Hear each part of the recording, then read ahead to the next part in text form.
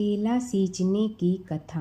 एक समय की बात है, एक गांव में एक गरीब लेकिन बहुत श्रद्धालु स्त्री रहती थी।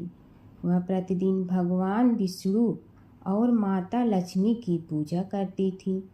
एक दिन उसने सुना कि केला के पेड़ को सींचने से, पानी देने और उसकी पूजा करने से घर में सुख समृद्धि आती है। उसने पूरे मन से हर गुरुवार को केले के पेड़ की पूजा शुरू कर दी।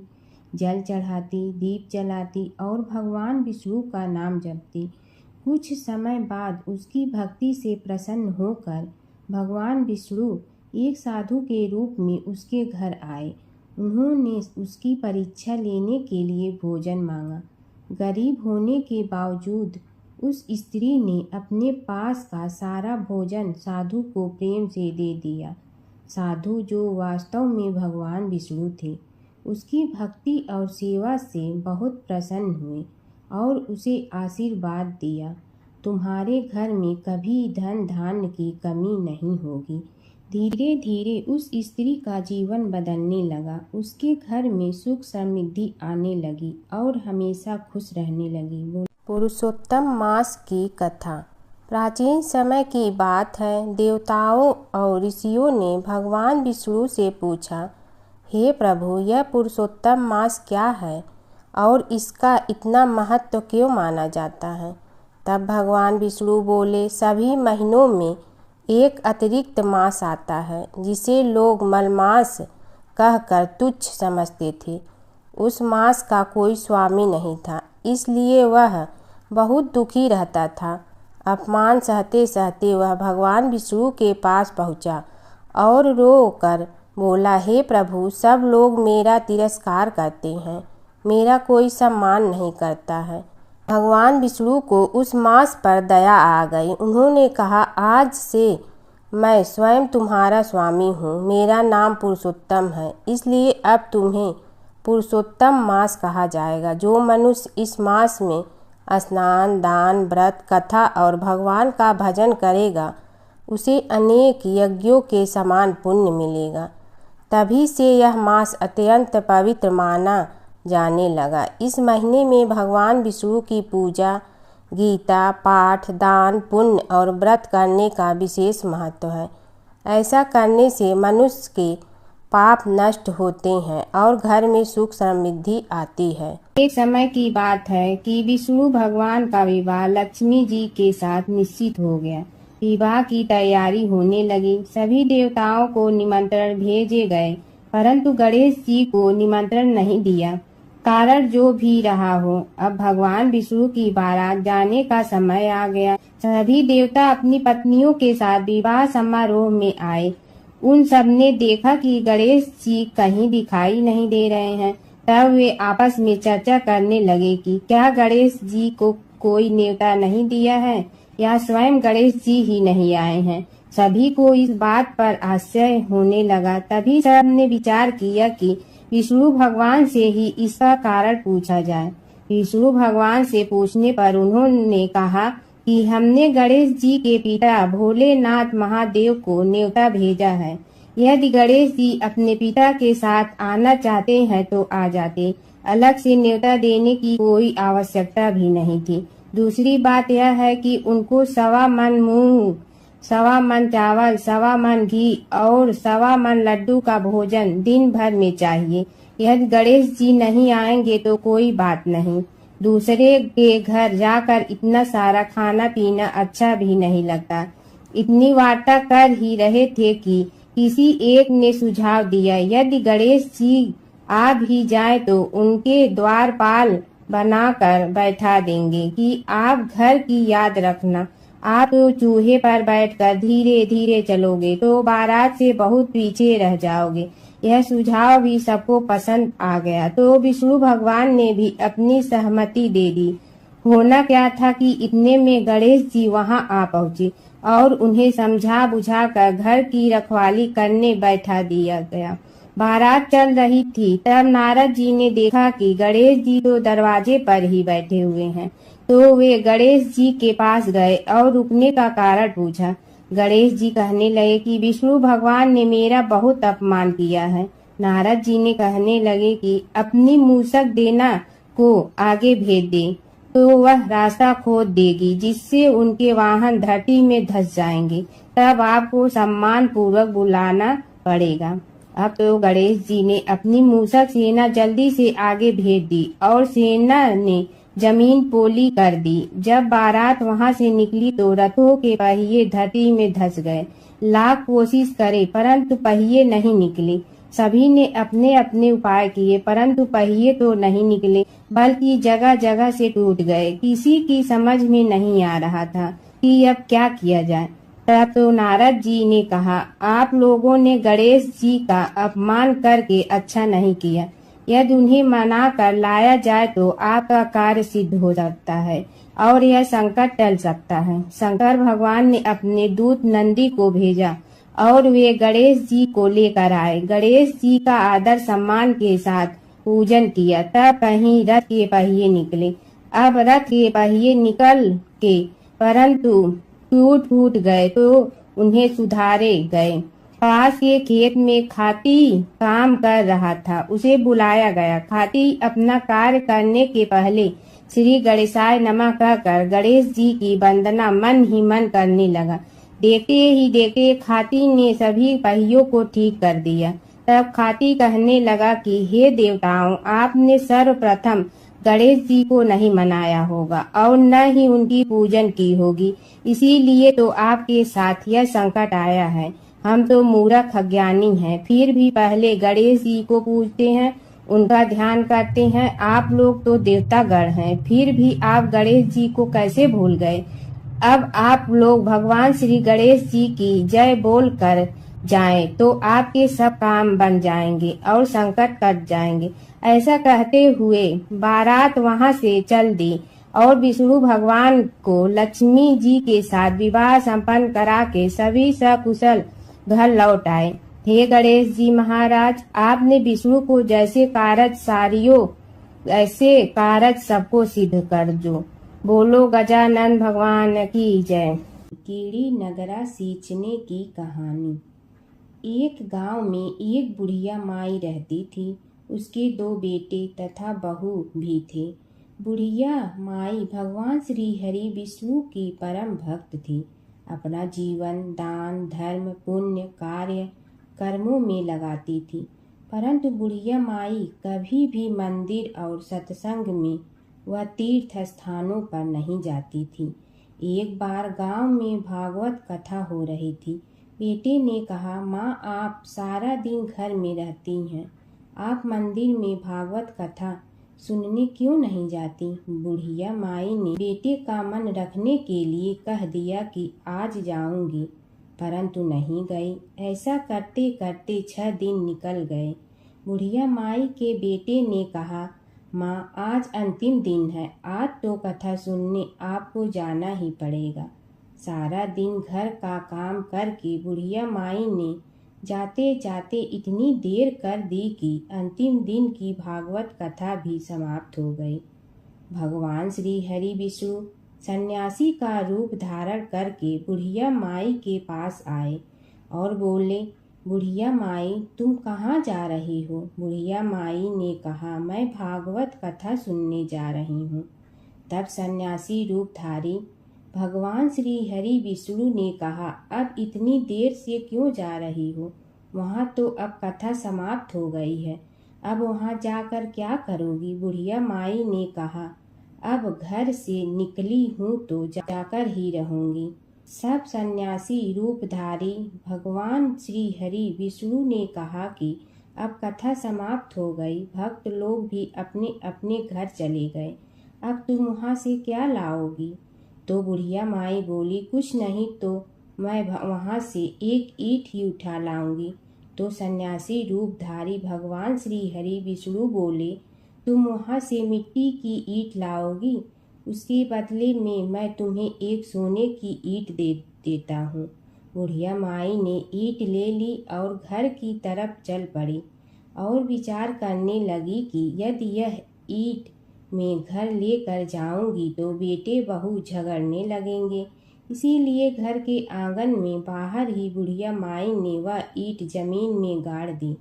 परंतु अब बुढ़िया माई का ध्यान उस ईंट पर ही रहने लगा। खाने पीने, घर के काम करने में सदैव बुढ़िया माई अपना ध्यान सोने की ईंट पर ही लगाई रखती।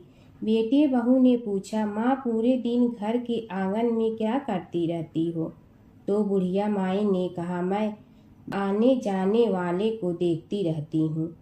एक दिन बुढ़िया माई मर गई। यमराज के दूत बुढ़िया माई को लेने आए। बुढ़िया माई को लेकर धर्मराज जी के पास पहुँचे और धर्मराज जी को सारी बात बतलाई। धर्मराज जी ने बुढ़िया माई को कुतिया की योनि दे दी और कुतिया उसी पेड़ के नीचे बैठी रहती। बुढ़िया माई की बहू ने कहा, इस कुतिया को यहाँ से भगाओ, नहीं तो यह बच्चों को काट जाएगी। तो उसके बेटे ने उसकी पीठ पर एक लकड़ी मारी और बुढ़िया माई मर गई और को सर्प की योनि मिली। आंगन में सर्प को देखकर बेटे बहू ने किसी को काट नहीं जाए इसी डर से मार दिया। फिर बुढ़िया माई मरकर धर्मराज जी के पास पहुंची। बुढ़िया माई कीड़ी का रूप धारण करके उस आंगन में कीड़ी नगरा बना लिया। आंगन में कीड़ी नगरा हो गया। घर वाले बहुत परेशान हुए। घर वाले भोजन भी नहीं बना रहे थे और मन ही मन होने का स्मरण करने लगे। तब भगवान श्री हरि विष्णु सन्यासी का रूप धारण करके आए और बोले कि कुछ खाने को दे दो। तो घरवाले ने कहा, महाराज हमारे खाने को भी कुछ नहीं बनाया क्योंकि हमारे घर में कीड़ी नगरा हो गया है। आप ही इसका कुछ उपाय बतलाइए। तब महाराज जी ने आंगन में खोदा और सोने की 28 निकाली और दोनों बेटों को दे दी और कहा, तुम्हारी माँ के नाम से दान पुण्य करना, धर्मशाला बनवाना, स्कूल बनवाना, प्याऊ लगवाना, गौशाला में गाय के चारे खाने की व्यवस्था करना।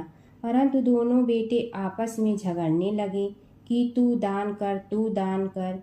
किसी ने बुढ़िया माई के नाम से कोई दान नहीं किया और कीड़ी नगरा वहाँ उसी स्वरूप में स्थापित रहा।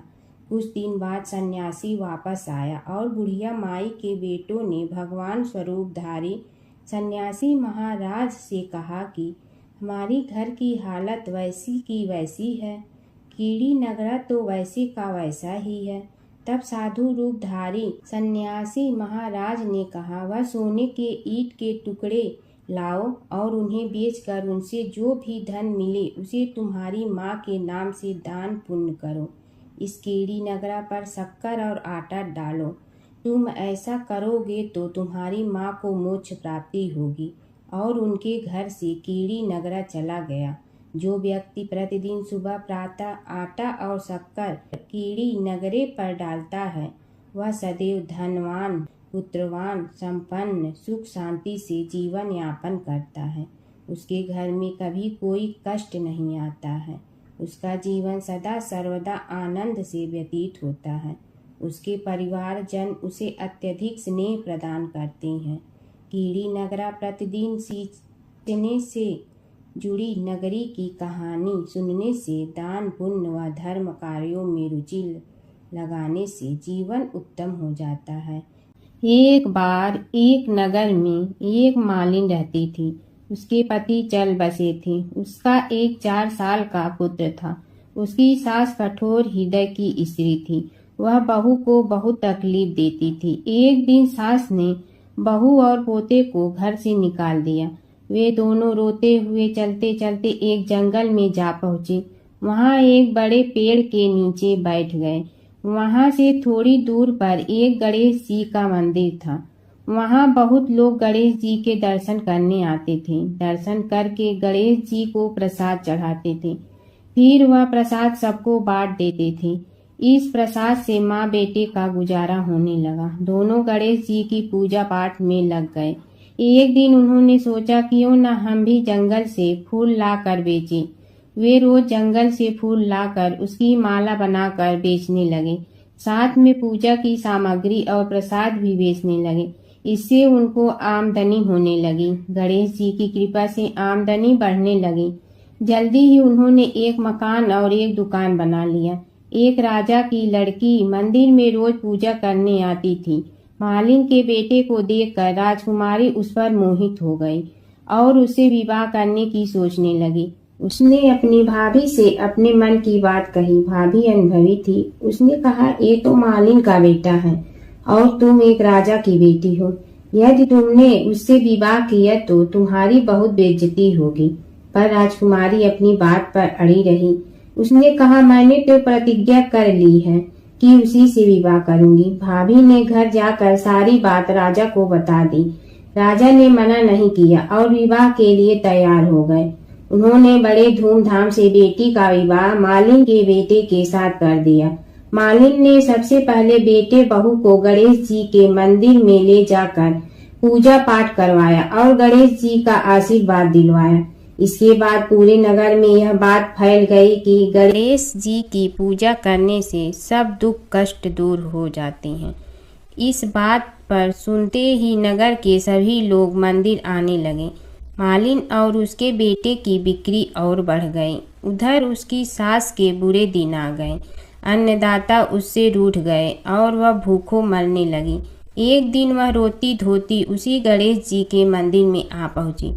वहाँ वह मालिन के बेटे से बोली, मैं भूखी हूँ, मुझे रोटी कपड़ा दे दो, इसके बदले में तुम्हारा सारा काम कर दूंगी। लड़के को दया आ गई और उसे काम पर रख लिया। उसने अपनी दादी को नहीं पहचाना। जब मालिन घर आई तो उसने सास को पहचान लिया। वह सास से बोली, सासू जी आप यहाँ कैसे? सास ने पोते की तरफ इशारा करके कहा, मेरी इस सेठ के यहाँ नौकरी लग गई है। बहू बोली, यह आपका पोता है और यह घर भी आपका ही है, यह दुकान भी आपकी ही है। जब आपने हमें घर से निकाला तब गणेश जी ने हमारी रक्षा की। बहू की बात सुनकर सास बोली, मेरी करनी मैं भोगूंगी। बहू बोली, सासू जी अब आप हमारे यहाँ रहो और पोते का सुख देखो। हे गणेश जी महाराज, जैसा सुख आपने मालिन को दिया वैसा ही सुख सबको देना। धर्मराज जी की कथा। दो सेठानियाँ थी। एक के घर में धन बहुत था पर वह कंजूस थी। दूसरी के पास धन थोड़ा कम था पर मन से वह बहुत अमीर थी। रोज सवेरे उठती, गंगा स्नान करती, तुलसी माता, बड़ पीपल सींचने, भगवान के मंदिर जाके पूजा करती। धर्मराज सूरज भगवान की कहानी सुनती, भगवान के भोग लगाकर अतिथि को जिमाती, गाय कुत्ता के लिए ग्रास निकालती। दूसरी सेठानी इस धर्मात्मा को देखकर हंसती और कहती, पता नहीं दिन भर क्या करती रहती है। थोड़े समय बाद दोनों सेठानियों को भगवान का बुलावा आया। धर्मात्मा सेठानी के तो यमराज जी ने विमान भेजा और दूसरी को दूत मारते ही ले गया। रास्ते में सेठानी बोली, मेरे को भूख लगी है। तो दूत बोले, किसी को कुछ दिया होगा तो मिलेगा। फिर बोली, प्यास लगी है। दूत बोले, किसी को पानी पिलाया तो मिलेगा। रास्ते में उसे काट चुभने लगे, गर्मी पड़ने लगी, पर दूत तो उसे घसीटे ही ले गए। अब सेठानी बहुत पछताने लगी कि सब कुछ होते हुए भी दान धर्म नहीं किया। इतने में यमराज का दरबार आया। धर्मात्मा बुढ़िया को भगवान के पास सिंहासन मिला और वह उस पर बैठी थी। उधर दूसरी सेठानी को तपते कुंड में डाल दिया। अब सेठानी यमराज से बोली, मुझे 1.25 पहर का जीवन दान दे दो, मैं वापस आकर दंड भोग लूंगी। यमराज बोले, ठीक है। सेठानी के शरीर में वापस प्राण डाल दिए। संसार में आते ही पंडितों को बुलाकर सेठानी ने धर्मराज की कथा सुनी, सब तरह से धर्म किया। इतने में समय पूरा हो गया। अब की बार विमान आया। 1.25 पहर के दान धर्म से सेठानी को स्वर्ग मिला। धर्मराज जी की परम भक्त पोपा बाई की कथा। एक गांव में एक पोपा बाई रहती थी। जब वह 5 साल की थी तभी से वह नियम से धर्मराज जी व्रत की कथा सुनती थी और व्रत करती थी। एक दिन उसने अपने भाई व भाभी से कहा कि मैं शादी नहीं करूंगी, अब मैं अपना समय भगवान की पूजा अर्चना में ही बिताना चाहती हूँ, इसलिए मेरी झोपड़ी गांव के बाहर बनवा दो और गांव में सबको कह दो कि वह अपनी गाय व बछड़ों को मेरे यहाँ ही घास भूस चरने को भेज दो, और जिसकी भी इच्छा हो, श्रद्धा हो, मुझे खाना भिजवा दो। एक दिन नगर का राजा शिकार खेलने जंगल में आया और गांव के बाहर जंगल के पास बनी झोपड़ी देखकर रुक गया। झोपड़ी के पास जाकर उसने आवाज लगाई कि कौन है, लेकिन भीतर से कोई आवाज न आने पर वह लगातार दरवाजा खटखटाता रहा। तब पोपा बाई उठी और कहने लगी कि कौन हो तुम, जो बार बार दरवाजा बजा रहे हो, क्यों आवाज लगा रहे हो? राजा ने कहा कि मैं यहाँ का राजा हूँ और तुम्हारे साथ विवाह करूँगा। पोपा बाई ने कहा कि जहाँ से आए हो वहीं चले जाओ, मैं किसी पराये आदमी का मुंह नहीं देखती हूँ। राजा ने पोपा बाई की एक नहीं सुनी और जबरदस्ती उठा ले गया। तब पोपा बाई ने राजा को श्राप दिया कि तुम्हारा सारा राजपाट नष्ट हो जाएगा। महल में आने पर राजा की रानियों ने सारी बात सुनकर राजा से अनुरोध किया कि पोपा बाई को वहीं वापस छोड़ आओ। राजा जब पोपा बाई को वापस झोपड़ी में छोड़ने जाने लगा तो रास्ते में पाप की नदी आई, जिसमें राजा डूब गया। कुछ समय बाद पोपा बाई मृत्यु के बाद धर्मराज जी के यहाँ पहुँची और धर्मराज जी ने उन्हें स्वर्ग का राज दे दिया। एक बार एक सेठ व सेठानी मृत्यु लोक से स्वर्ग लोक आए तो उसके द्वार बंद देखकर वह धर्मराज जी से द्वार खोलने का आग्रह करते हैं।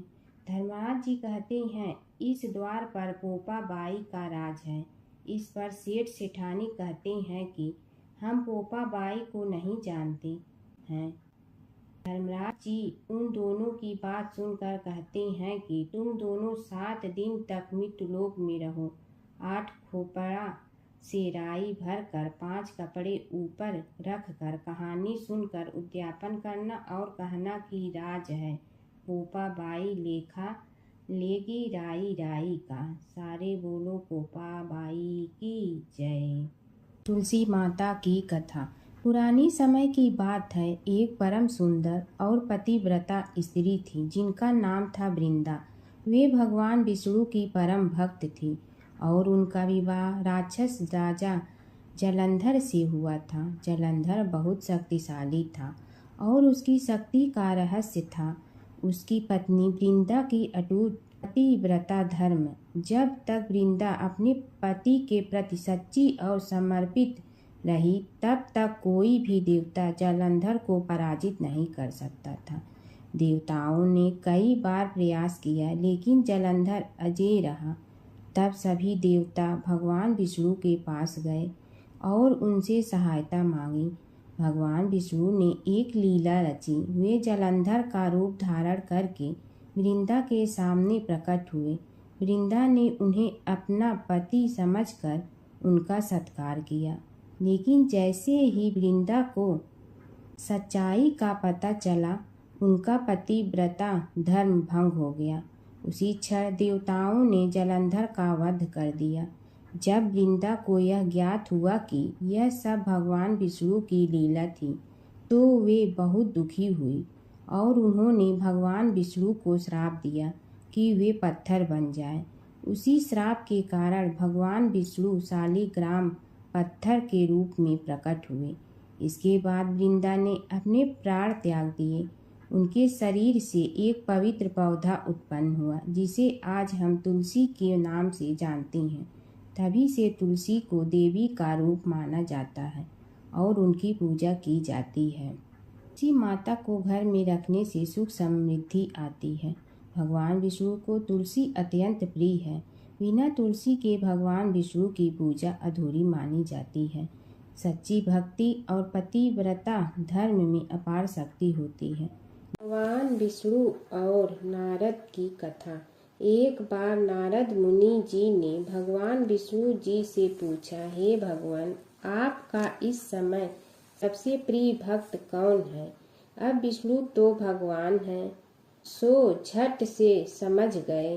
अपने भक्त नारद मुनि की बात और मुस्कुरा कर बोले, मेरा सबसे प्रिय भक्त उस गांव का एक किसान है। यह सुनकर नारद मुनि जी थोड़ा निराश हुए और फिर से एक प्रश्न किया, हे भगवान, आपका बड़ा भक्त तो मैं हूँ, तो फिर सबसे प्रिय क्यों नहीं? भगवान विष्णु जी ने नारद मुनि जी से कहा, इसका जवाब तो तुम खुद ही दोगे। जाओ, एक दिन उसके घर रहो और फिर सारी बात मुझे बताना। नारद मुनि जी सुबह सवेरे मुंह अंधेरे उस किसान के घर पहुंच गए। देखा अभी अभी किसान जगा है और उसने अब सबसे पहले अपने जानवरों को चारा देता, फिर मुंह धोता, दैनिक कार्यों से निवृत्त होता, जल्दी जल्दी भगवान का नाम लिया, रूखी सूखी रोटी खाकर जल्दी जल्दी अपने खेतों पर चला गया। सारा दिन खेतों में काम किया और शाम को वापस घर आया। जानवरों को अपनी जगह बांधा, उन्हें चारा पानी डाला, हाथ धोया, मुंह धोया, फिर थोड़ी देर भगवान का नाम लिया, फिर परिवार के संग बैठकर खाना खाया और कुछ बातें की और फिर से सो गया। अब सारा दिन यह सब देखकर नारद मुनि जी भगवान विष्णु के पास वापिस आए और बोले, भगवान, मैं आज सारा दिन उस किसान के संग रहा, लेकिन वो तो ढंग से आपका नाम भी नहीं ले सकता। उसने थोड़ी देर सुबह, थोड़ी देर शाम को और भी जल्दी जल्दी आपका ध्यान किया, और मैं तो 24 घंटे सिर्फ आपका ही नाम जपता हूँ। क्या आपका सबसे प्रिय भक्त वो गरीब किसान ही है? भगवान विष्णु जी ने नारद की बात सुनकर कहा, अब इसका जवाब भी तुम मुझे खुद ही देना। और भगवान विष्णु जी ने एक कलश अमृत से भरा नारद मुनि को थमाया और बोले, इस कलश को लेकर तुम तीनों लोकों की परिक्रमा करके आओ, लेकिन ध्यान रहे अगर एक बूंद भी अमृत नीचे गिरा तो तुम्हारी सारी भक्ति और गुण नष्ट हो जाएगी। नारद मुनि तीनों लोकों की परिक्रमा करके जब भगवान विष्णु के पास वापस आए तो खुश होकर बोले, भगवान, मैंने एक बूंद भी अमृत नीचे नहीं गिरने दिया। विष्णु भगवान ने पूछा, और इस दौरान तुमने मेरा नाम कितना बार लिया, मेरा स्मरण कितनी बार किया?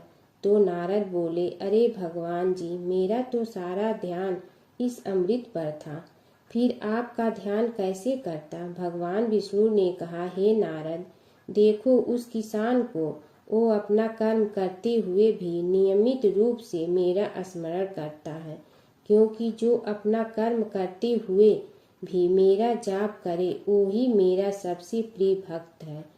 तुम तो सारे दिन खाली बैठे ही जप करते हो, और जब तुम्हें कर्म दिया तो मेरे लिए तुम्हारे पास समय ही नहीं था। तो नारद मुनि सब समझ गए और भगवान के चरण पकड़कर बोले, हे भगवान, आपने मेरा अहंकार तोड़ दिया, आप धन्य हैं। गणेश और बुढ़िया माई की कथा। एक बुढ़िया थी, वह बहुत ही गरीब और दृष्टिहीन थी। उसके एक बेटा और बहू थे। वह बुढ़िया सदैव गणेश जी की पूजा किया करती थी। एक दिन गणेश जी प्रकट होकर उस बुढ़िया से बोले, बुढ़िया माँ, तू जो चाहे सो मांग ले। बुढ़िया बोली, मुझे तो मांगना नहीं आता, कैसे और क्या मांगूं? तब गणेश जी बोले, अपने बहू बेटे से पूछ कर मांग ले। तब बुढ़िया ने अपने बेटे से कहा, गणेश जी कहते हैं तू कुछ मांग ले, बता मैं क्या मांगूं? पुत्र ने कहा, माँ तू धन मांग ले। बहू से पूछा तो बहू ने कहा, नाती मांग ले।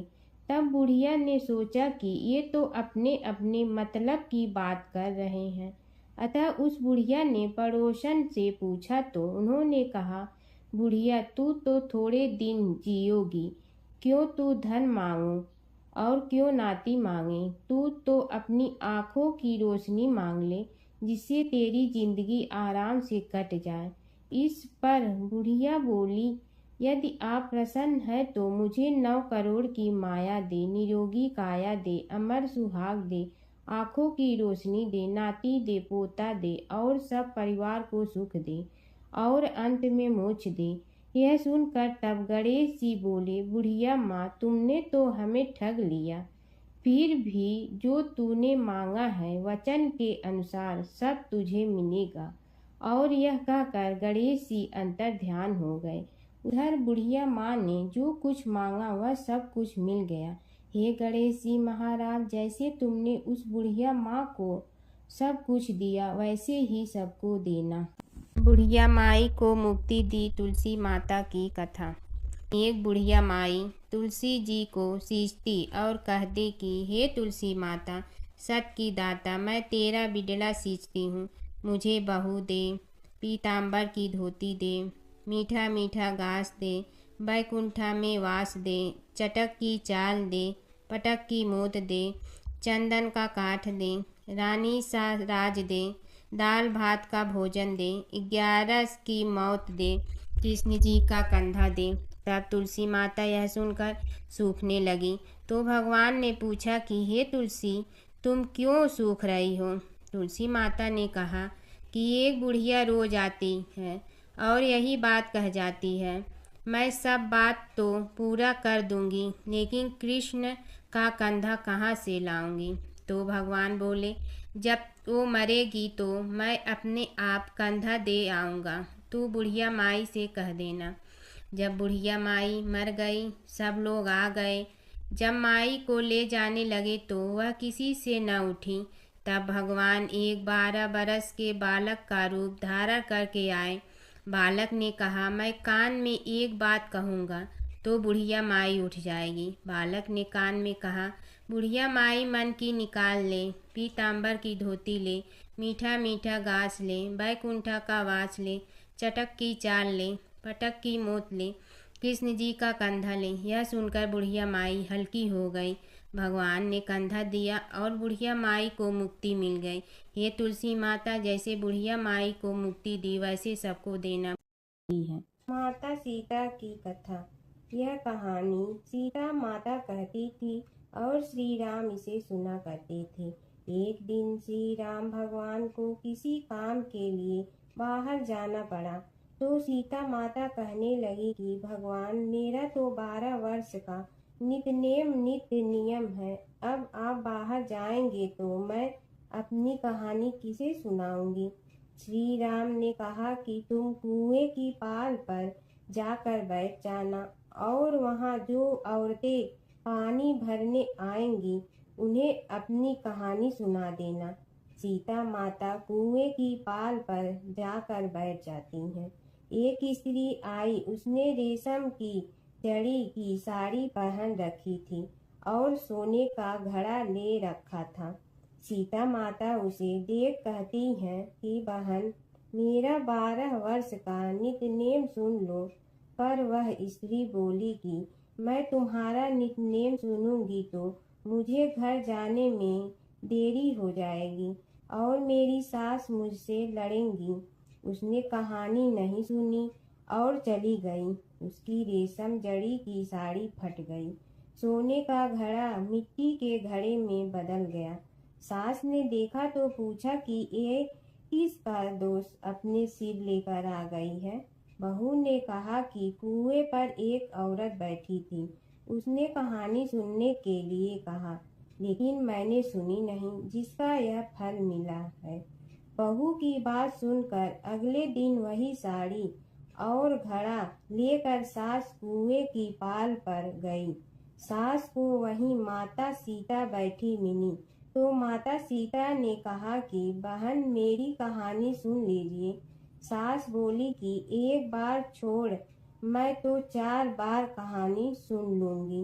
राम आए, लक्ष्मण आए, देश के पुजारी आए, नित नेम का नेम लाए, आओ राम बैठो राम, तपी रसोई जियो राम, माखन मिश्री खाओ राम, दूध बतासा पियो राम, सूत के पलका मोठो राम, साल दुसाला पोठो राम, साल दुसाला ओढ़ो राम, जब बोलो जब राम ही राम, राम संवारे सबके काम, खाली घर भंडार भरेंगे, सबका बेड़ा पार करेंगे।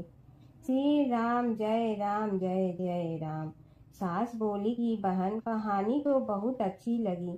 कहानी सुनकर सास घर चली गई और उसकी साड़ी फिर से रेशम जरी की बन गई। मिट्टी का घड़ा फिर सोने के घड़े में बदल गया। बहू कहने लगी, सासू माँ आपने ये सब कैसे किया? सास ने कहा कि बहू तू दोष लगा के आई थी और मैं अब दोष उतार कर आ रही हूँ। बहू ने फिर पूछा कि वह कुएं वाली स्त्री कौन है? सास बोली कि वे सीता माता थी। वे पुराने से नया कर देती हैं, खाली घर में भंडार भर देती हैं। वह लक्ष्मी जी का वास घर में कर देती हैं। आदमी की जो भी इच्छा हो उसे पूरा कर देती हैं। बहू बोली कि ऐसी कहानी मुझे भी सुना दो। सास बोली कि ठीक है तुम भी सुनो। और सास ने कहानी शुरू की। राम आए लक्ष्मण आए, देश के पुजारी आए, नित नेम का नेम लाए, आओ राम बैठो राम, तपी रसोई जियो राम, माखन मिश्री खाओ राम, दूध बतासा पियो राम, सूत के पलका मोठो राम, साल दुसाला पोठो राम, साल दुसाला ओढ़ो राम। जब बोलो जब राम ही राम, राम संवारे सबके काम, खाली घर भंडार भरेंगे, सबका बेड़ा पार करें। श्री राम जय जय राम। कहानी सुनकर बहू बोली कि कहानी तो बहुत अच्छी है। सास ने कहा कि ठीक है इस कहानी को रोज कहा करेंगे। अब सास बहू रोज सवेरे उठती, नहाती धोती और पूजा करने के बाद नितनेम की सीता की कहानी कहती। एक दिन उनके यहाँ एक पड़ोस की औरत आई और बोली कि बहन जरा सी आँच दे ना। तो वह बोली कि आज तो अभी हमने जलाई ही नहीं। पड़ोसन ने कहा कि तुम सुबह 4 बजे से उठकर क्या कर रही हो? फिर उन्होंने कहा कि सुबह उठकर हम पूजा करते हैं, फिर सीता माता की नितनेम की कहानी कहते हैं। पड़ोसन ने उसकी बात सुनकर फिर कहा कि सीता माता की कहानी कहने से तुम्हें क्या मिलता है? वे बोली कि इनकी कहानी कहने से घर में भंडार भर जाते हैं, सारे काम सिद्ध होते हैं, मन की इच्छा भी पूरी हो जाती है। पड़ोसन कहती है कि बहन ऐसी कहानी तो मुझे भी सुना दो। फिर वह बोली कि ठीक है तुम भी यह कहानी सुन लो। राम आए लक्ष्मण आए, देश के पुजारी आए, नित नेम का नेम लाए, आओ राम बैठो राम। सारी कहानी सुनने के बाद पड़ोसन कहने लगी, बहन कहानी तो मुझे बहुत अच्छी लगी। अब वह पड़ोसन भी नित नेम सीता माता की कहानी कहने लगी। कहानी कहने से सीता माता ने पड़ोसन के भी भंडार भर दिए। अब तो पूरे मोहल्ले में नित नेम की कथा चल पड़ी। हर किसी की मनोकामना पूरी होने लगी। हे सीता माता, जैसे आपने उनके भंडार भरे वैसे ही आप हमारे भी भंडार भरना, सबकी भरना, कहानी सुनने वाले के भी और कहानी कहने वाले के भी। जमुना की कहानी। प्राचीन समय में एक गांव था जिसमें 2 बहनें रहा करती थी। एक बहन का नाम गंगा था तो दूसरी बहन का नाम जमुना था। एक बार दोनों बहनें एक साहूकार के खेत से गुजर रही थी तो जमुना ने 13 दाने जौ के तोड़ लिए, जिसे देख गंगा बोली कि तुझे तो ग्रहण लग गया, तूने चोरी की है। इस पर जमुना बोली कि अब मेरा ग्रहण कैसे धुलेगा? गंगा ने कहा कि तुझे 12 साल तक साहूकार के यहाँ नौकरी करनी पड़ेगी, तभी तेरा पाप धुलेगा और ग्रहण से मुक्ति मिलेगी। जमुना साहूकार के यहाँ नौकरी के लिए जाती है और अपने लिए काम मांगती है। साहूकार उसे काम पर रख लेता है, लेकिन काम करने से पहले जमुना उसे कहती है कि मैं सारे काम करूंगी लेकिन 4 काम नहीं करूंगी। जूठे बर्तन नहीं मांजूंगी, झाड़ू नहीं लगाऊंगी, बिस्तर नहीं बिछाऊंगी और दिया नहीं जलाऊंगी। 12 साल के बाद कुंभ का मेला लगा तो साहूकारनी भी कुंभ नहाने जाने लगी। जमुना ने उसे जाते देख कहा कि कुंभ के मेले में मेरी बहन गंगा मिलेगी तो उसे यह सोने का टक्का दे देना, इससे वह अपने हाथों में सुंदर चूड़ियां पहन लेगी। साहूकारनी ने कुंभ के मेले में गंगा को वह सोने का टका दे दिया। गंगा ने उनसे वह टका लेते हुए कहा कि मेरी बहन को कहना कि उसके 12 वर्ष पूरे हो गए हैं, अब वह वहाँ वापिस आ जा। साहूकार व साहूकारनी वापिस घर आए तब जमुना मटके में पानी भर रही थी। दोनों जमुना से बोले कि हमने सोने का वह टका तेरी बहन गंगा को दे दिया था और उसने कहा है कि तेरे 12 वर्ष पूरे हो गए हैं, इसलिए अब तुम वापिस जाओ। यह समाचार सुनते ही जमुना सहस्त्र धारा में बदल गई और बहने लगी। जमुना जी का यह रूप देखकर साहूकार और साहूकारनी परेशान हो गई थी। हमारे घर में जमुना माता ने काम किया, हमें तो अब ग्रहण लग गया है, हम यह ग्रहण कैसे उतारेंगे। जमुना भागकर गंगा माता के पास चली गई। गंगा ने जमुना से पूछा कि तुम साहूकारनी से कुछ कहकर आई हो या ऐसे ही बिना बताए आ गई। तब जमुना बोली कि मैं तो कुछ भी बताकर नहीं आई हूँ। गंगा ने कहा कि जा उन्हें धीरज दे आ, नहीं तो उन्हें जीवन भर असंतोष ही रहेगा। गंगा के कहने पर जमुना माता ने साहूकारनी को सपने में दर्शन दिए और कहा कि तुम दोनों उल्टे माथे क्यों पड़े हो, जाओ उठकर खाओ पियो। तब दोनों बोले कि हम कैसे उठें, हमें तो ग्रहण लगा है, क्योंकि हमने उल्टे सीधे और पता नहीं कितने नीच कार्य आपसे कराए हैं। तब जमुना जी बोली कि तुम्हें ग्रहण नहीं लगा है, ग्रहण तो मुझे लगा था कि मैंने तुम्हारे खेत से 13 दाने जौ के चुराए थे। मैं तो अपना ग्रहण उतारने तुम्हारे घर आई थी। मेरा ग्रहण तुम्हारे घर में 12 वर्ष तक रहने से उतर गया है और मेरी मुक्ति हो गई है। जमुना जी ने कहा कि तुम्हें कोई ग्रहण नहीं लगा है, उल्टे मेरे 12 वर्ष तक यहाँ रहने से तुम्हारी भी मुक्ति हो गई है। यह कहकर जमुना जी स्वप्न से चली गई। दोनों उठकर देखते हैं कि उनके घर में पहले से भी अधिक धन हो गया है। हे जमुना माता, जैसे आपने साहूकार व साहूकारनी की मुक्ति कराई, वैसे ही आप अपने सभी भक्तों की करना। नगर बसेरे की कहानी। किसी गांव में एक भाट व एक जाट रहता था। दोनों में घनिष्ठ मित्रता थी। एक बार जाट अपनी बहन के घर जाने को तैयार हुआ तो भाट अपनी ससुराल जाने को तैयार हुआ। दोनों साथ चल पड़े तो रास्ते में रुककर एक कुएं की मुंडेर पर बैठ गए। जाट ने भाट से कहा कि नगर बसेरा कर लेते हैं। इस पर भाट बोला कि तू ही नगर बसेरा कर ले, मैं तो अपनी ससुराल जा रहा हूँ, वहाँ खूब खातिर होगी मेरी, तू कर ले नगर बसेरा। जाट वहीं कुएं के पास बैठ पानी की घंटी और चावल का दाना लेकर नगर बसेरा करने लगा। नगर बसेरा करने के साथ जाट कहने लगा कि नगर बसेरा जो करे सो मल धोवे पाँव, ताता माड़ा तापसी देगी मेरी माँ, माँ देगी मावशी तेगी द्वारका का वास, मीठा मीठा घास वृंदावन का वास, 5 कुल्थी छठी रास, मेरी जीगड़ो श्री कृष्ण के पास, डालू पानी हो जाए घी, झट से निकल जाए मेरा जी। यह सब कर कर के वह जाट बहन के पास चल पड़ा। जाट की बहन ने भाई के आने पर उसकी खातिर की खी बूरा के साथ भाई को जिमाया। दोनों ने बैठकर ढेर सारी बातें की। इधर भाट अपने ससुराल पहुंचा तो वहां आग लगी हुई थी। आग बुझाने वह भी लग गया, जिसमें हाथ मुंह भी काले हो गए और खुद भी थोड़ा सुलझ गया। ना रोटी ना पानी के लिए ही किसी ने पूछा।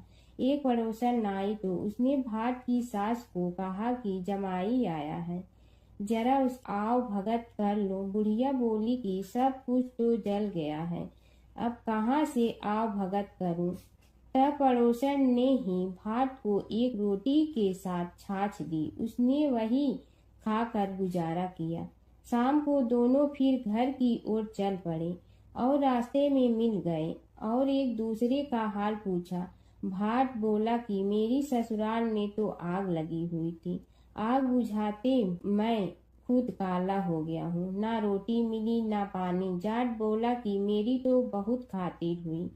फिर बोला कि मैंने कहा था ना कि नगर बसेरा कर ले, अब कर ले, लेकिन भाट ने फिर मना कर दिया।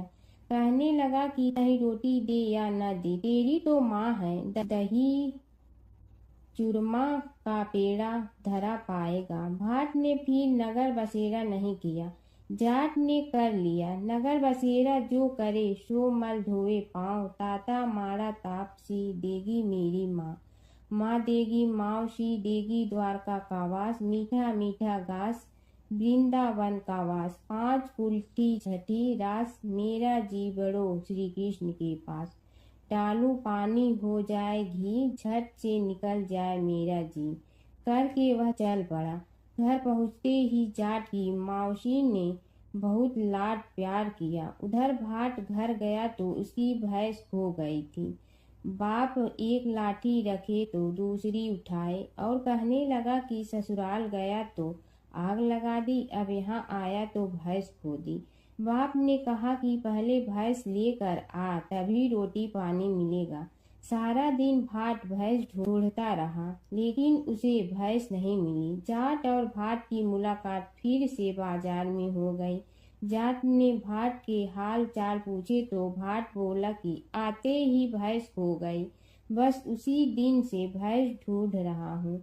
रोटियां का तो पूछो ही मत। जाट ने कहा कि मैंने तो पहले ही कहा था कि नगर बसेरा कर ले।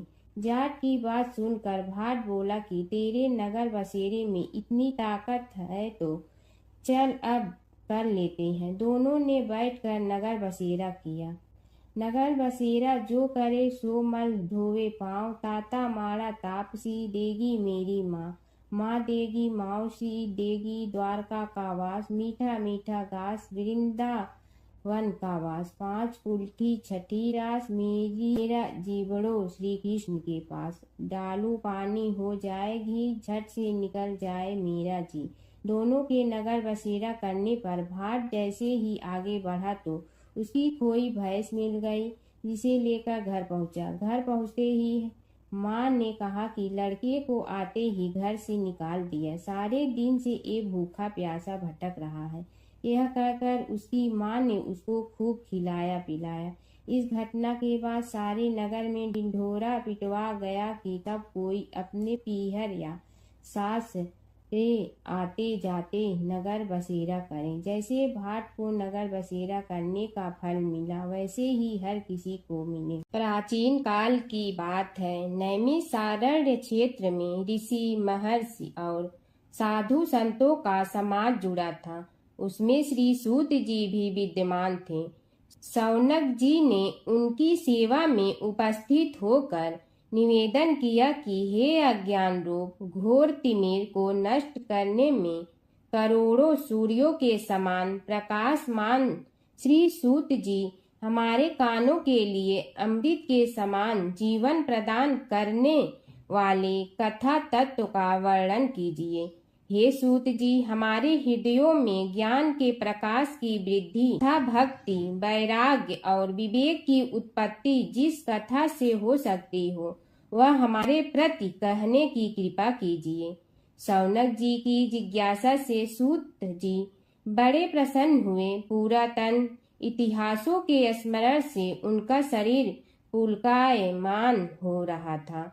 वे कुछ देर उसी स्थिति में विराजमान रहकर कुछ विचार करते रहे और अंत में बोले, शौनक जी, इस विषय में आपके चित्त में बड़ी जिज्ञासा है। आप धन्य हैं जो सदैव ज्ञान की प्राप्ति में तत्पर रहते हुए विभिन्न पुराण कथाओं की जिज्ञासा रखते हैं। आज मैं आपको ज्ञान के परम स्रोत रूप श्री गणेश जी का जन्म कर्म रूप चरित्र सुनाऊंगा। गणेश जी से ही सभी ज्ञानों सभी विद्याओं का उद्भव हुआ है। अब आप सावधान चित्त से विराजमान हो। श्री गणेश जी के ध्यान और नमस्कार पूर्वक उनका चरित्र श्रवण करें। नमस्तस्मै गणेशाय ब्रह्मा विद्या प्रदायिनी यनागस्त्यसमः साक्षात विघ्न सागर सोषणे। कैसे हैं वे श्री गणेश जो सभी प्रकार की ब्रह्म विद्याओं को प्रदान करने वाले अर्थात ब्रह्मा के सगुण और निर्गुण स्वरूप पर प्रकाश डालने और जीव ब्रह्मा का अभेद प्रतिपादन करने वाली विद्याओं के दाता हैं। वे विघ्नों के समुद्रों को महर्षि अगस्त्य के समान शोषण करने में समर्थ हैं, इसलिए उनका नाम विघ्न सागर शोषक के नाम से प्रसिद्ध है। मैं उन भगवान श्री गणेश जी को नमस्कार करता हूँ। प्रथम पूजा के अधिकारी श्री गणेश जी, यह कहकर सूत जी कुछ समय के लिए मौन हो गए और फिर बोले, शौनक जी, भगवान गणेश जी ही सर्वप्रथम पूजा प्राप्ति के अधिकारी हैं। किसी भी देवता की पूजा करो, पहले उनकी पूजा करो।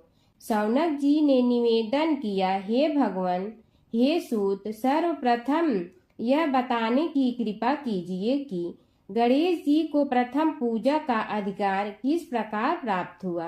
इस विषय में मेरी बुद्धि मोह को प्राप्त हो रही है कि सृष्टि रचयिता ब्रह्मा जी, पालन करता भगवान नारायण और संहार करता शिव जी में से किसी को प्रथम पूजा का अधिकारी क्यों नहीं माना गया। यह त्रिदेव ही तो सबसे बड़ा देवता माने जाते हैं। सूत जी ने कहा, शौनक जी, यह भी एक रहस्य ही है। देखो, अधिकार मांगने से नहीं मिलता, इसके लिए योग्यता होनी चाहिए।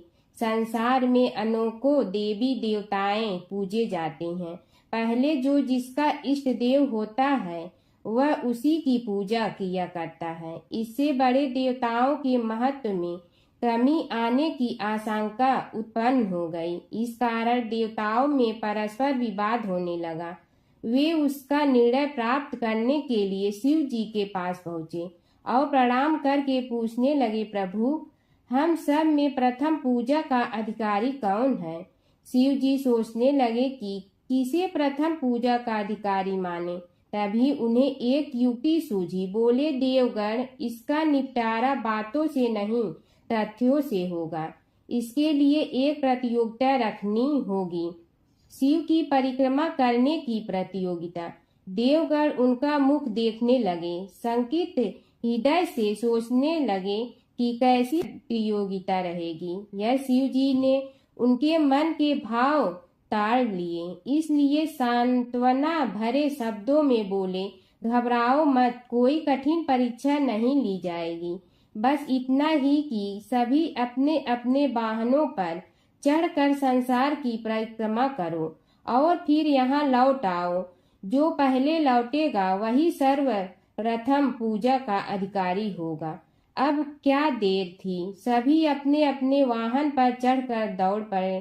किसी का वाहन गजराज था तो किसी का सिंह, किसी का भैंसा तो किसी का मृग, किसी का हंस तो किसी का उल्लू, किसी का अश्व तो किसी का श्वान। अभिप्राय यह है कि वाहनों को विविधता के दर्शन उस समय जितने भले प्रकार से हो सकते थे उतने अन्य समय में नहीं। सबसे गया बीता वाहन गणेश जी का था मूषक, उससे चूहा भी कहते हैं। ऐसे वाहन के बल भरोसे इस प्रतियोगिता में सफल होना तो क्या, सम्मिलित होना भी हास्यास्पद है। गणेश जी ने सोचा, छोड़ो, क्या होगा प्रतियोगिता में भाग लेने से, हम तो यहाँ बैठे रहकर ही तमाशा देखेंगे। वे बहुत देर तक विचार करते रहे। अंत में उन्हें एक युक्ति सूझी। शिव जी स्वयं ही जगदाता हैं, यह संसार उन्हीं का प्रतिबिंब है, तब क्यों न इन्हीं की परिक्रमा कर ली जाए।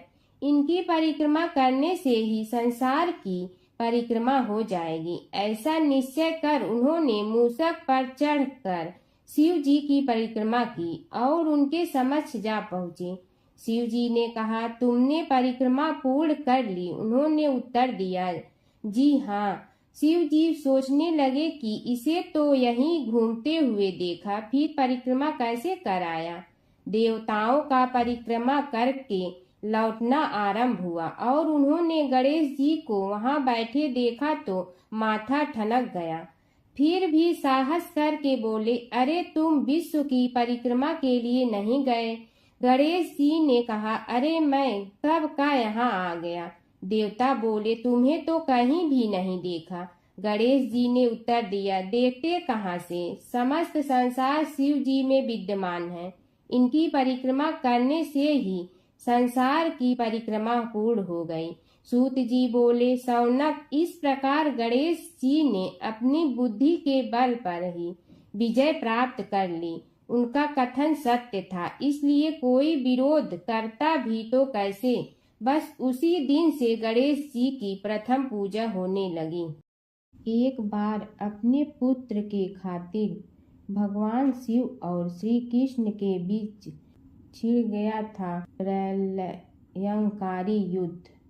भगवान शिव जहाँ प्रलय के देवता हैं, वहीं श्री कृष्ण पालन करता। दोनों के कारण ही यह जगत सुचारू रूप से चल रहा है और दोनों महाशक्तिशाली हैं।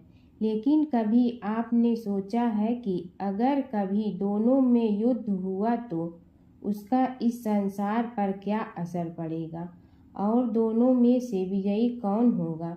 चलिए जानते हैं एक पौराणिक कथा जहां इन दोनों के भयंकर युद्ध का वर्णन मिलता है। पौराणिक कथा के अनुसार एक बार राजा बलि के सबसे बड़े पुत्र बाणासुर ने शिव पुत्र कार्तिकेय की सुंदरता से मोहित होकर भगवान शिव का पुत्र बनने की इच्छा जताई। उसने भगवान शिव की कठोर तपस्या की, जिसके बाद शिव जी ने उसे अपने पुत्र के रूप में स्वीकार कर लिया। एक समय ऐसा आया जब बाणासुर की पुत्री उषा को श्री कृष्ण के पुत्र अनिरुद्ध से प्रेम हो गया। उषा की मायावी मित्र अप्सरा चित्रलेखा ने अनिरुद्ध और उषा का गंधर्व विवाह करा दिया। जब बाणासुर को यह बात पता चली तो उसने अनिरुद्ध का अपहरण कर उसे अपना बंदी बना लिया। फिर क्या था, श्री कृष्ण ने अपनी पूरी सेना के साथ बाणासुर की नगरी पर धावा बोल दिया। श्री कृष्ण और बाणासुर का युद्ध। बाणासुर श्री कृष्ण की नारायणी सेना से अकेले नहीं लड़ सकता था, इसलिए उसने भगवान शिव से मदद मांगी। अब युद्ध में श्री कृष्ण की नारायणी सेना के विरुद्ध बाणासुर की सेना के साथ भगवान शिव और कुमार कार्तिकेय भी लड़ रहे थे। युद्ध इतना भयानक था कि एक पल को लगा कि भगवान शंकर ने अग्निशस्त्र से गरुड़ पर सवार श्री कृष्ण, बलराम और प्रद्युम्न मारे गए। लेकिन उसी समय श्री कृष्ण ने वरुणास्त्र का प्रयोग कर महादेव के अग्नेस्त्र को शांत कर दिया। फिर शिव जी के अस्त्रों के जवाब में श्री कृष्ण ने वैष्णवास्त्र का प्रयोग किया, जिससे संपूर्ण जगत अंधकार में डूब गया। गुस्से में भगवान शंकर ने 4 पंखा वाला बाण अपने हाथ में ले लिया तो श्री कृष्ण ने जीभरास्त्र उठाया। इस तरह यह युद्ध समय के साथ विकराल हो गया और इस युद्ध से समस्त सृष्टि में हाहाकार मच गया। तब ब्रह्मा जी को युद्ध रोकने आना पड़ा। उन्होंने दोनों को सारी स्थिति स्पष्ट की कि किस प्रकार उनके युद्ध से संसार का विनाश हो रहा है। उनके समझाने के बाद महादेव युद्ध में पीछे हट गए, लेकिन कार्तिकेय और बाणासुर भगवान श्री कृष्ण से युद्ध करते रहे। जब श्री कृष्ण ने बाणासुर को परास्त किया, अंत में भगवान श्री कृष्ण ने युद्ध में बाणासुर को पराजित करने के लिए अपना सुदर्शन चक्र प्रयोग किया और उसकी मदद से बाणासुर के सहस्त्र भुजाओं को काट डाला।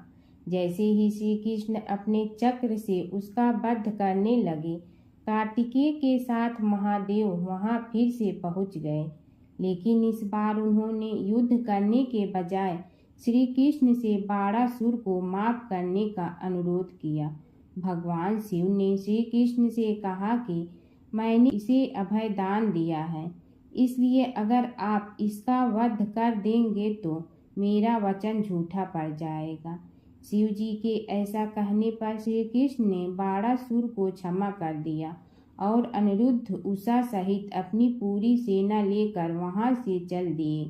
बाणासुर को आज भी अजर अमर माना जाता है और बाद में भगवान शिव के उसे अपने गढ़ों में शामिल कर लिया। प्राचीन काल की बात है, एक नगर में धर्मपाल नाम का एक निर्धन किंतु अत्यंत धर्मनिष्ठ व्यक्ति रहता था। वह न तो अधिक पूजा पाठ जानता था और न ही उसके पास धन था, परंतु उसके हृदय में भगवान विष्णु के प्रति अपार श्रद्धा थी। प्रतिदिन प्रातः स्नान कर भगवान विष्णु का स्मरण करता और तुलसी दल अर्पित करता। तब भी वह हरि नाम का जाप करता रहता। एक दिन किसी कारणवश वह पूजा न कर सका। मन में ग्लानि हुई और रात को उसने भगवान विष्णु से क्षमा याचना की। उसी रात उसे स्वप्न में विष्णु ने दर्शन दिए और कहा, हे भक्त, जो भी व्यक्ति श्रद्धा से मेरा स्मरण करता है, मैं उसके सभी पाप हर लेता हूँ। भक्ति में विधि नहीं, भाव प्रधान होता है। कुछ समय बाद धर्मपाल के जीवन की सभी कठिनाइयाँ दूर हो गई। उसके घर में सुख शांति और समृद्धि आ गई। अंत समय में उसे वैकुंठ लोक की प्राप्ति हुई। विष्णु भगवान की कथा। एक नगर में एक सेठ व एक सेठानी रहते थे और सेठानी रोज विष्णु भगवान की पूजा करती थी। सेठ को उसका पूजा करना बिल्कुल अच्छा नहीं लगता था। इसी वजह से एक दिन सेठ ने सेठानी को घर से निकाल दिया। घर से निकलने पर वह जंगल की ओर गई तो देखा 4 आदमी मिट्टी खोदने का काम कर रहे थे। उसने कहा कि मुझे नौकरी पर रख लो। उन्होंने उसे रख लिया, लेकिन मिट्टी खोदने से सेठानी के हाथों में छाले पड़ गए और उसके बाल भी उड़ गए। वह आदमी कहते हैं कि बहन, लगता है तुम किसी अच्छे घर की महिला हो। तुम्हें काम करने की आदत नहीं है।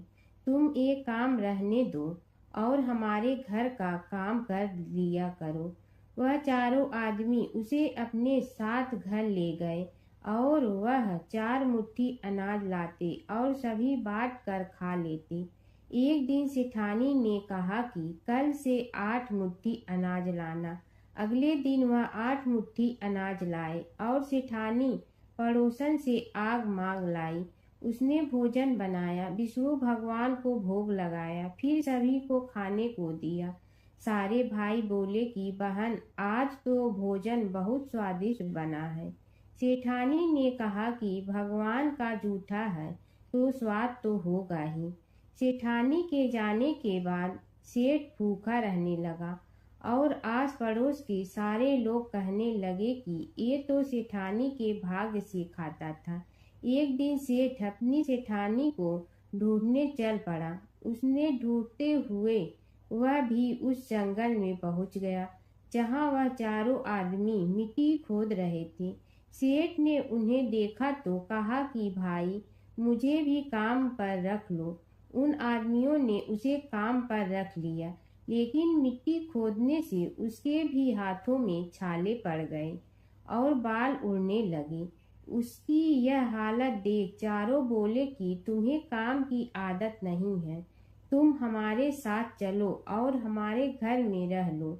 सेठ उन चारों आदमियों के साथ उनके घर चला गया और जाते ही उसने सेठानी को पहचान लिया, लेकिन सेठानी घूंघट में थी तो सेठ को देख नहीं पाई। सेठानी ने सभी के लिए भोजन तैयार किया और हर रोज की भांति विष्णु भगवान को भोग लगाया। उसने उन चारों भाइयों को भोजन परोस दिया, लेकिन जैसे ही वह सेठ को भोजन देने लगी तो विष्णु भगवान ने उसका हाथ पकड़ लिया। भाई बोले कि बहन, ये तुम क्या कर रही हो? वह बोली, मैं कुछ नहीं कर रही हूँ, मेरा हाथ तो विष्णु भगवान ने पकड़ लिया है। भाई बोले, हमें भी विष्णु भगवान के दर्शन कराओ। उसने भगवान से प्रार्थना की तो विष्णु जी प्रकट हो गए। सभी ने दर्शन किए। सेठ ने सेठानी से क्षमा मांगी और सेठानी को साथ चलने को कहा। भाइयों ने अपनी बहन को बहुत सा धन देकर विदा किया। जब सेठानी के साथ सेठ भी भगवान विष्णु की पूजा करने लगा और उनके परिणाम से उनका घर अन्न धन से भर गया। हर व्रत कथा के साथ पढ़ी और सुनी जाने वाली लपसी तपसी की यह कहानी। एक लपसी था, एक तपसी था। तपसी हमेशा भगवान की तपस्या में लीन रहता था। लपसी रोजाना सवा सेर की लपसी बनाकर भगवान का भोग लगाकर जीम लेता था। एक दिन दोनों लड़ने लगे। तपसी बोला, मैं रोज़ भगवान की तपस्या करता हूँ, इसलिए मैं बड़ा हूँ। लपसी बोला, मैं रोज़ भगवान को सवा सेर लपसी का भोग लगाता हूँ, इसलिए मैं बड़ा हूँ। नारद जी वहाँ से गुजर रहे थे। दोनों को लड़ता देखकर उनसे पूछा कि तुम क्यों लड़ रहे हो। तपसी ने खुद के बड़ा होने का कारण बताया और लपसी ने अपना कारण बताया। नारद जी बोले, तुम्हारा फैसला मैं करूँगा। दूसरे दिन लपसी और तपसी नहाकर अपनी रोज की भक्ति करने आए तो नारद जी ने छुपकर 1.25 करोड़ की एक एक अंगूठी उन दोनों के आगे रख दी। तपसी की नज़र उस अंगूठी पर पड़ी जो उसने चुपचाप अंगूठी उठाकर अपने नीचे दबा ली।